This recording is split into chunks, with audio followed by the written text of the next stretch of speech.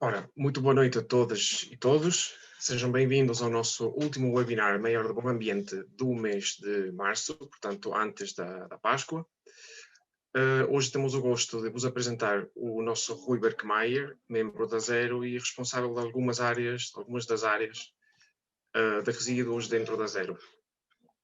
Eu, antes de vos apresentar o convidado, gostava de vos roubar mais um minuto de atenção, porque eu gostaria de introduzir, de explicar brevemente o que é o tema do dia, porque resíduos é uma área muito vasta. Vamos falar da incineração ou da valorização energética, uma forma mais bonita, mais politicamente correta de chamar o mesmo processo.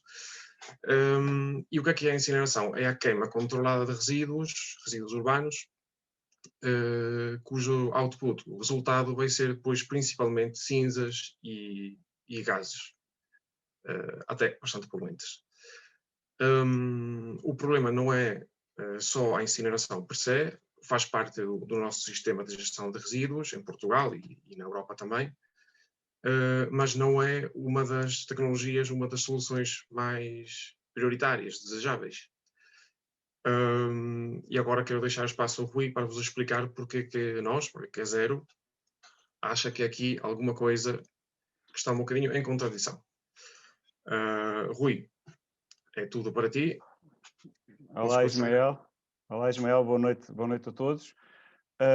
Pronto, nós hoje vamos estar aqui a falar um bocadinho sobre a gestão dos resíduos, mas numa perspectiva muito específica, que é o tratamento está a ser dado, ou digamos, o tratamento está a ser dado a uma das soluções de tratamento de resíduos comparativamente com outras. Estamos a falar, como o Ismael disse, da incineração. E, de facto, nós temos vindo a assistir a umas decisões nos últimos tempos do Ministério do Ambiente que são, no mínimo, difíceis de perceber. Eu vou apresentar, basicamente, o que é que consiste os objetivos de reciclagem e de gestão de resíduos urbanos, prevenção e reutilização. Depois, explicar mais ou menos como é que se enquadra aqui a incineração. E depois explicar como é que é possível, ou como é que aconteceu uma situação de um fundo ambiental, um fundo que deve financiar a área do ambiente e nos resíduos claramente a reciclagem, a prevenção e a reutilização, e que está a ser desviado em grandes quantidades, em grandes quantias de dinheiro para financiar um processo que é de fim de linha, que é a incineração. Vou aqui compartilhar a tela.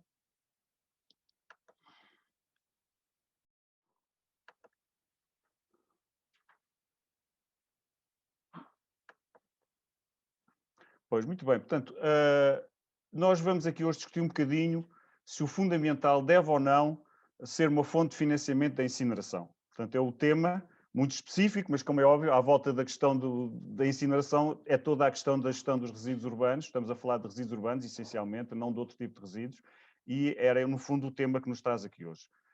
Em primeiro lugar, antes de pensarmos que dinheiros é que vamos afetar, ou quer que seja, na área dos resíduos urbanos, e particularmente o que é que vamos afetar do fundo ambiental para esta área, é preciso ter em conta as grandes metas que existem.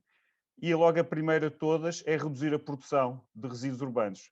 Temos em 2025 de reduzir 5% face ao que produzimos em 2019, e em 2030 temos de reduzir 15% face a 2019. Ou seja, só aqui já temos pano para mangas para trabalhar a gestão dos resíduos urbanos e trabalhar a montante, a parte mais importante, que é a prevenção. E só aí é preciso logo muitos recursos. Portanto, logo aqui se coloca a questão, vale a pena gastar 50 milhões, que é o que vai ser gasto com a incineração nos próximos 3 anos, ou valerá a pena gastar esse dinheiro a desenvolver políticas de prevenção da produção. Mas não é só aqui que temos problemas, também temos metas muito ambiciosas para a reutilização e reciclagem. Portanto, as novas metas comunitárias, que incluem a reutilização de resíduos e a sua reciclagem, apontam para 55% em 2025, 60% em 2030 e 65% em 2035. Só para terem uma ideia, hoje Portugal andará a reciclar talvez 25% dos seus resíduos, 24%, 25%, com um número simpático, talvez até menos. E, portanto, em 4 anos temos de mais do que duplicar a reutilização e reciclagem, porque a própria reutilização está quase na estaca zero, e, portanto, ela também vai ter de crescer. E, portanto, todas estas grandes alterações que vamos ter de introduzir na gestão dos nossos resíduos vão precisar de apoio. E, no entanto, volto a dizer que é sempre a pedra-toque, digamos, desta nossa conversa hoje. Fará sentido utilizar dinheiro na incineração quando temos de investir nestas soluções, com muita urgência e com pouco tempo para atingir estas metas.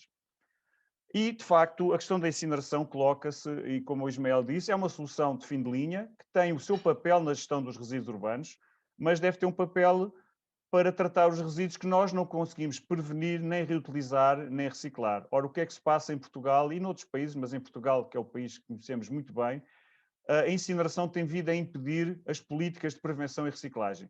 Basta ver que as metas que são estabelecidas para os grandes sistemas de incineração em Portugal, nomeadamente no continente, Lisboa, Valor Sul e Alipor no Porto, são metas inferiores ao resto do país. Portanto, os próprios governos assumem.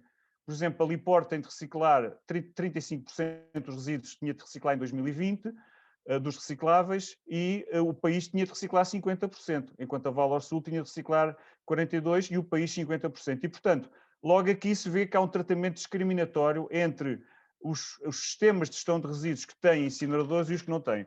Por outro lado, é muito curioso que o Ministério do Ambiente e da Ação Climática tenha uma ação climática tão interessante no caso da incineração. É que a incineração, por queimar plásticos e outras substâncias sintéticas, gera a libertação de gases de efeito de estufa. E isso, de facto, é uma fonte claramente identificada, por isso é que a União Europeia também está a cortar as verbas nesse sentido, é uma fonte de alterações climáticas e, portanto, não faz sentido o Ministério da Ação Climática estar a financiar uma fonte de gases de efeito de estufa. Finalmente, ou antes, um terceiro ponto, é evidente que todo este dinheiro faz falta à política dos 3 R's, que a gente já quase esqueceu desta expressão, a redução, reutilização e reciclagem. E, mais uma vez, os grandes investimentos na incineração, grandes desvios de dinheiro, fazem com que depois não haja dinheiro para a recolha seletiva, nem para a sensibilização dos cidadãos para as várias vertentes da gestão dos resíduos. A incineração também, curiosamente, é uma fábrica que liberta substâncias tóxicas, quer a nível dos gases, mas quando os gases são tratados, elas saem através dos resíduos das cinzas, e portanto também é um resíduo perigoso. E também muito importante, mais agora que estamos a falar da questão da resistência, ou digamos, da resiliência do país à pandemia e à crise económica, a incineração praticamente não gera emprego, enquanto que tudo o que seja reutilização e reciclagem gera muito mais postos de trabalho. E, portanto, mesmo em termos meramente socioeconómicos, não faz nenhum sentido este tipo de apoio que está a ser dado pelo Ministério do Ambiente às unidades de incineração. E como é que isto foi feito? É que a incineração tinha, até ao ano passado, era apoiada via o nosso consumo de eletricidade das nossas casas. Havia uma taxa que todos os cidadãos de Portugal pagavam para tornar mais barato o tratamento dos resíduos em Lisboa e no Porto. Era uma taxa que pagávamos pela nossa conta de eletricidade, mas esse apoio teve de acabar. E como é que o Ministério do Ambiente resolveu o problema? Resolveu então ir buscar essa verba ao Fundo Ambiental. E como eu disse há pouco, até 2023 trata-se de uma verba que ronda aos 50 milhões de euros. Portanto, o Fundo Ambiental vai financiar soluções de fim de linha dos resíduos e depois vemos os responsáveis do Ministério do Ambiente a falarem no Green Deal, a falarem na economia circular, na neutralidade carbónica, enfim, tudo isso. Palavras, os atos, de facto, infelizmente, vão exatamente no sentido contrário. Por outro lado, de facto, todos os planos, como eu disse há pouco, os planos, digamos, de estratégicos dos resíduos urbanos, dão sempre um benefício aos sistemas de incineração que têm de cumprir metas inferiores.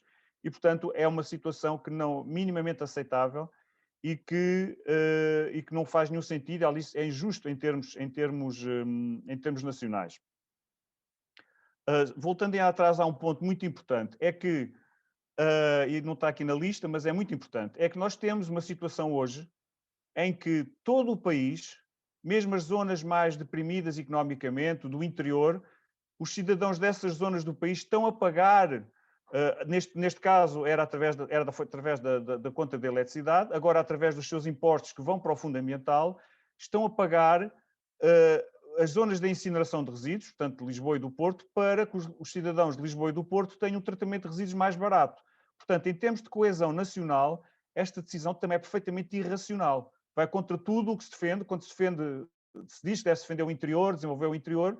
Neste caso, o interior vai financiar o litoral e as grandes cidades do litoral para serem preguiçosas e não apostarem na reciclagem, na prevenção e na reutilização.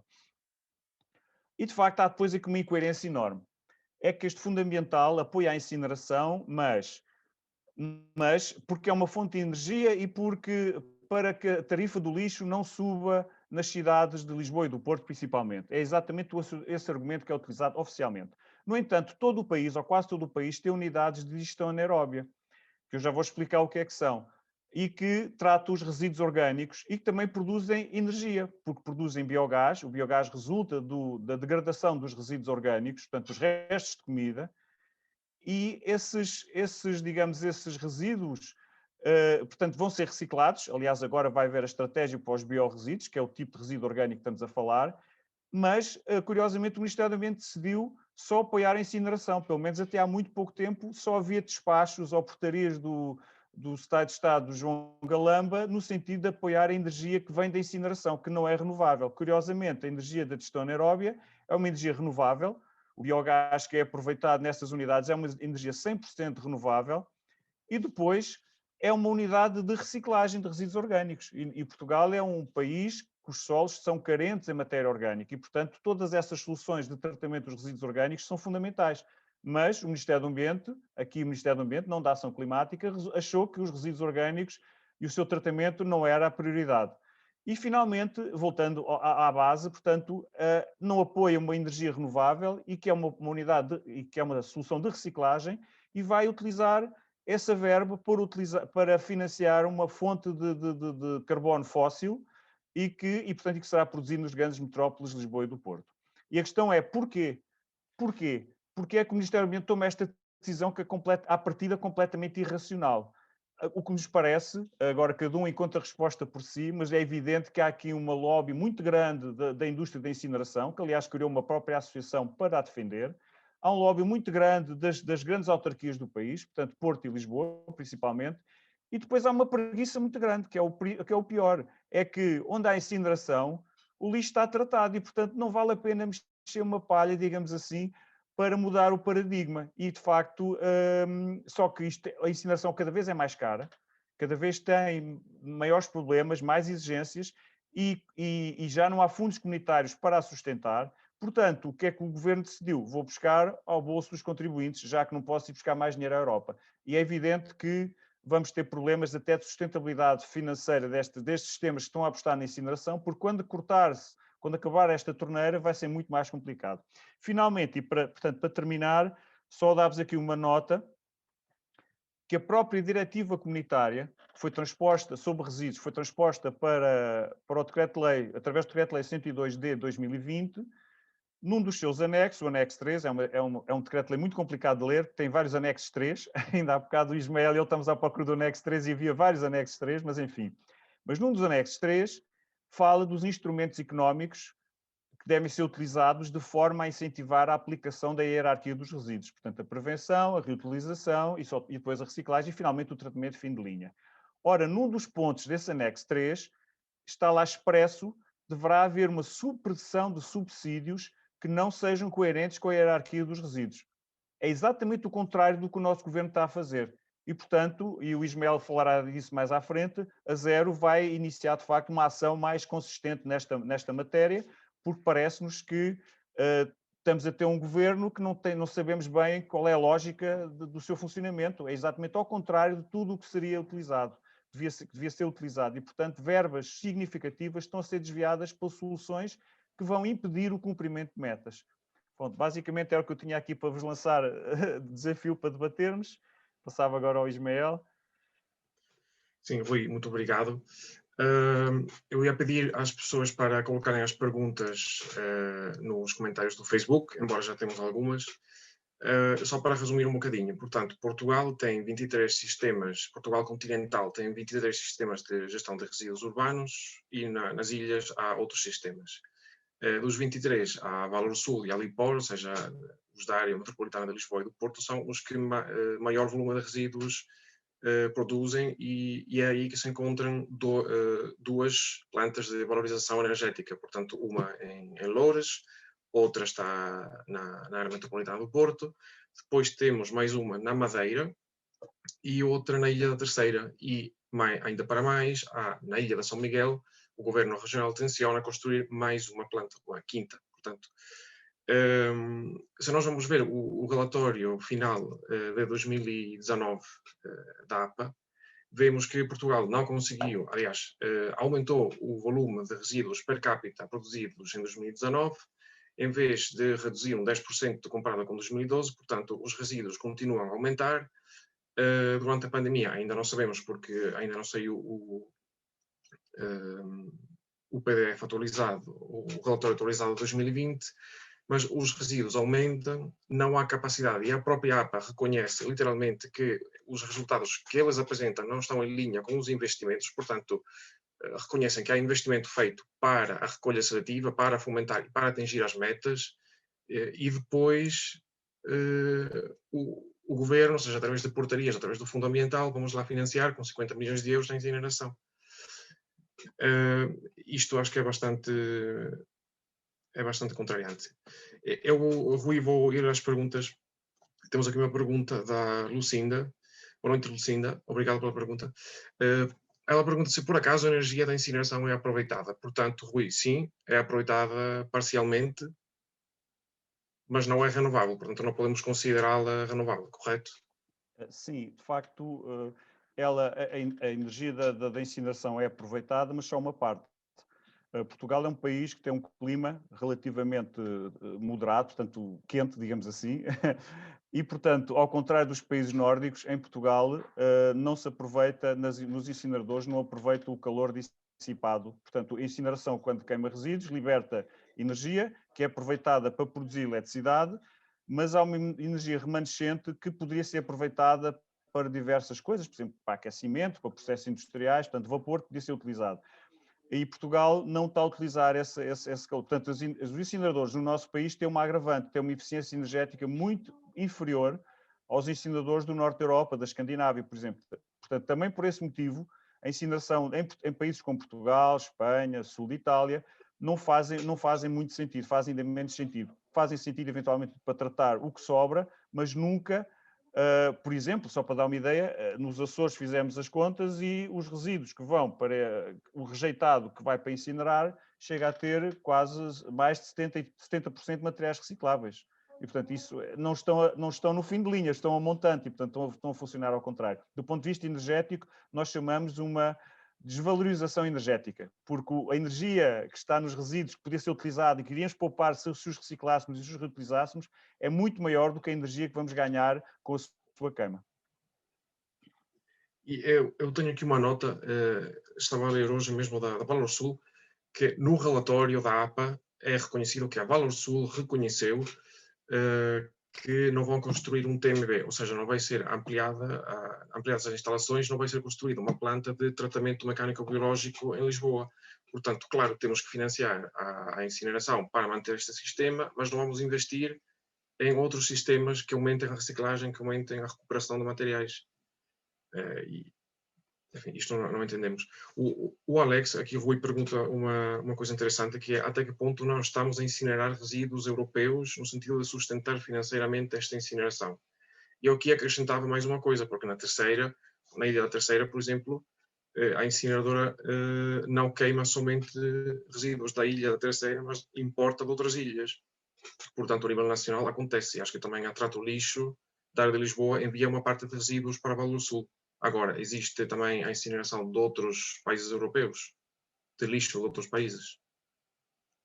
Não, de outros países não temos, de facto. Os incineradores que temos estado a falar são incineradores para resíduos urbanos, que normalmente tratam resíduos das suas zonas, áreas de influência. Por exemplo, a Valor Sul, de facto, trata também os resíduos, os rejeitados das unidades de tratamento da Trato ao Lixo, que é na zona de Cascais, Oeiras, Sintra. No caso dos Açores, só para dar aqui não é uma correção, mas é um complemento ao que o Ismael disse, de facto, na Ilha Terceira há um incinerador e o que nós temos defendido é que não se construa um incinerador em São Miguel, mas que se aproveite a capacidade sedentária que existe nesse incinerador na Ilha Terceira. O que está aí para a Ilha Terceira neste momento são os rejeitados das pequenas ilhas, ou das ilhas, pequenas ilhas em termos de população, algumas são grandes, das outras 7 ilhas dos Açores, e que é espantoso que aquelas ilhas com o tratamento mecânico-biológico, a recolha porta a porta e outras soluções estão a conseguir ter taxas de reciclagem de 80%. Portanto, dali só vai 20% para incinerar. São dados oficiais do governo dos Açores. E, portanto, faz algum sentido mandar rejeitados que já não conseguimos aproveitar nada. E assim há um investimento na Ilha Terceira que está a ser rentabilizado. O curioso é que essa unidade, que foi sobredimensionada, portanto a Ilha Terceira recicla muito poucos resíduos, aliás reduziu de 2019, recentemente até reduziu a quantidade reciclada, porque tem um incinerador e, portanto, está encostado a essa solução, não está para fazer mais. Mas o que é curioso é que, como faltam resíduos, para funcionar o incinerador, eles têm estado a ir buscar resíduos ao aterro.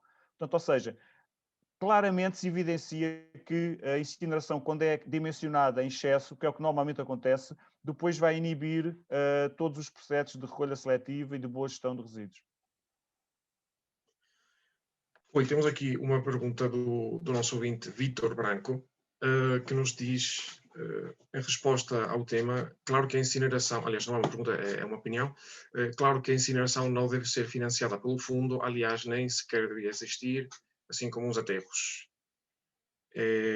Eu posso partilhar, aliás, partilho um bocadinho esta opinião, não é? Mas se pensarmos na hierarquia de resíduos, há 6 patamares. O aterro é o patamar mais baixo, a incineração, a valorização energética é o segundo patamar mais baixo, mas se calhar ainda precisamos dela. O que é que achas, Rui? Não, de facto, a solução do Vítor é o que nós queremos, é para aí que temos de caminhar. Aliás, a Zero está numa rede que é o Zero Waste, não é? Portanto, a tentativa de reduzir ao mínimo dos mínimos os resíduos a irem para incineração ou para aterro. Infelizmente, o modelo de sociedade que temos tem estado a empurrar exatamente no sentido contrário. Os produtos, a forma de consumo, tudo isso não vale a pena estar a desenvolver muito, isso é outro tema, mas que é a causa do problema, digamos assim, que é a causa do problema. De facto, temos uma sociedade que não se tem vindo a preparar para gerir bem os recursos e, portanto, gera muitas ineficiências. Essas ineficiências são resíduos.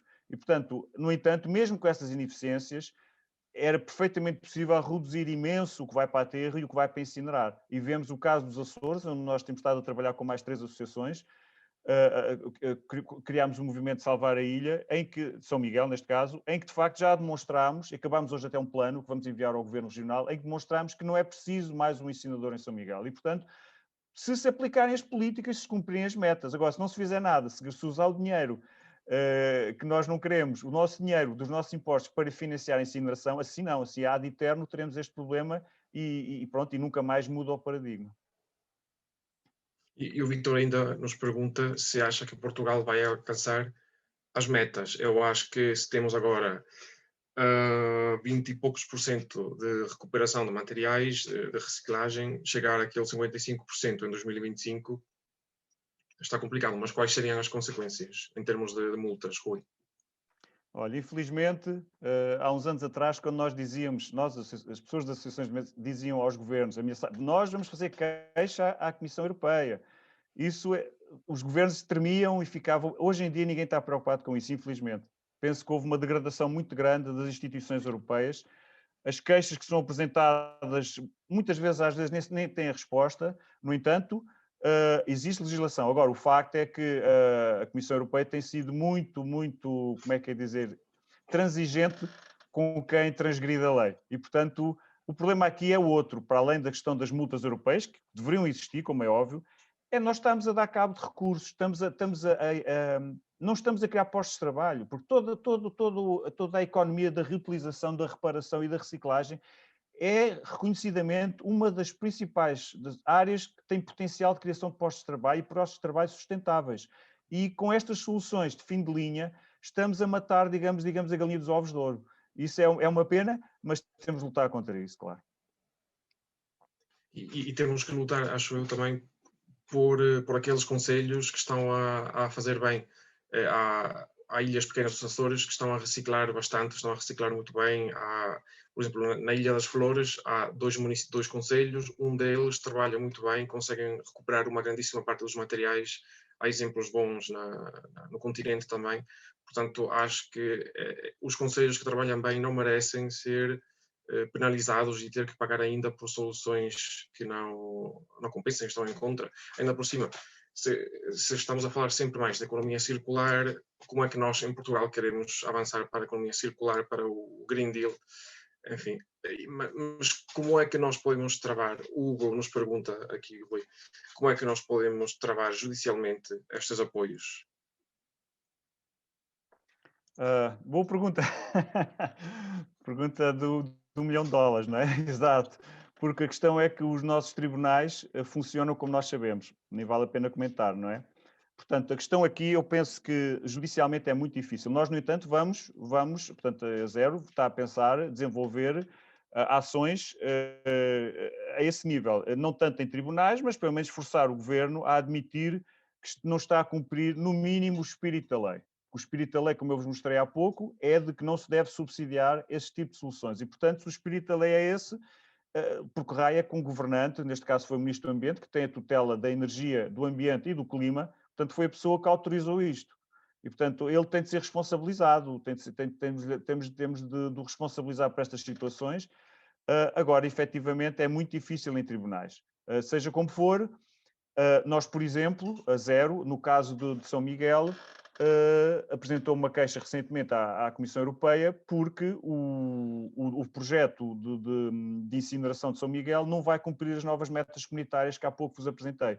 E, portanto, não faz sentido, e agora já não é o fundamental, os fundos comunitários que estejam a financiar, ali são 60 milhões de euros, uma unidade de queima de lixo que não vai trazer nada de bom e nem sequer é necessária, que é logo o primeiro ponto. E, portanto, esse é o aspecto crucial. E, portanto, nós temos de lutar aí. Por exemplo, só para vos dar uma ideia, a Declaração de Impacto Ambiental do Incinerador de São Miguel diz claramente que só pode ser licenciada essa unidade se cumprir as metas que estavam previstas para 2020, que era reciclar 50% dos resíduos recicláveis.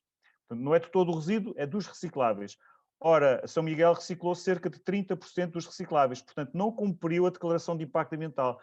Nós não queremos acreditar que seja possível o licenciamento desta unidade contra um incumprimento, faça um incumprimento tão flagrante de uma obrigação, digamos, então a avaliação de impacto ambiental, que já está muito mal, então completamente tornava-se perfeitamente inútil. Portanto, há muitas formas de o fazer, mas eu penso que a mais importante de todas é mediática. E, portanto, é nesse sentido que a Zero vai trabalhar. Se nós trouxermos o problema para a rua, as pessoas pensarem nele, é a melhor forma de pressionar os decisores políticos.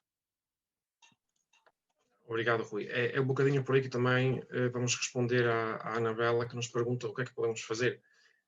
Assim, primeiro podem estar atentos às redes sociais da Zero, porque no fim desta semana e na próxima semana vai sair uma campanha, incluindo uma carta que questiona ao Ministro do Ambiente vários pontos que hoje falamos, e vai haver uma campanha nas redes sociais, portanto, a nível mediático. Eu acho, ainda por cima, que o comportamento de cada um de nós é importante na vida cotidiana, na forma em que escolhemos produtos, compramos produtos, portanto, cada ação nossa depois tem um efeito em termos de volume de lixo produzido. Portanto, no nosso dia a dia podemos trabalhar de uma forma, não é? Para cumprir os objetivos, as metas de reciclagem e, por outra parte, acompanhar estas iniciativas e espero que possamos conseguir, pelo menos, ter alguma atenção do Ministro.